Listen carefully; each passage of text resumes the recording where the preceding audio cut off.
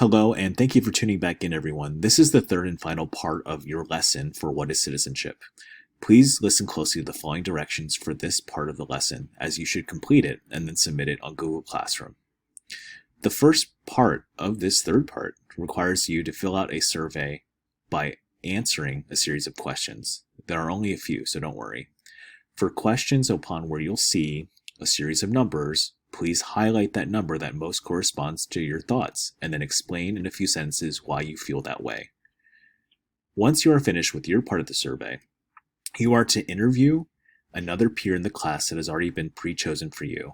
Please make sure that you put their name in here, and of course put classmate down here on this line. Please make sure that you record their answers that they gave you in this way. This is a great chance for you to get to know other classmates in this class, whether they be hybrid or online, before we begin this journey in civics and government.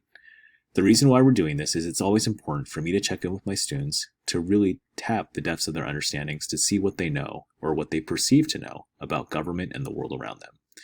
Here are some of the questions that I expect you to answer. On a scale from 1 to 10, 1 being very poor and 10 being very great, how would you rank our country?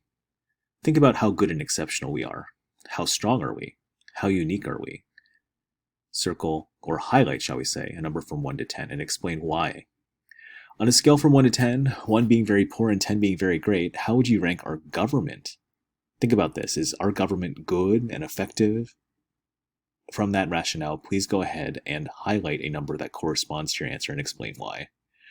On a scale from 1 to 10, 1 being very poor, 10 being very great, how would you rank our president? Please realize in the midst of an election year, we are still referencing Donald Trump as President of the United States.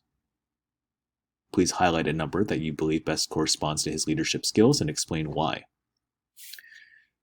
Next question, on a scale of 1 to 10, 1 being very poor and 10 being very great, how much would you say you know about government and politics? Please go ahead and pick a number that best corresponds to what you believe and then explain why it's that way.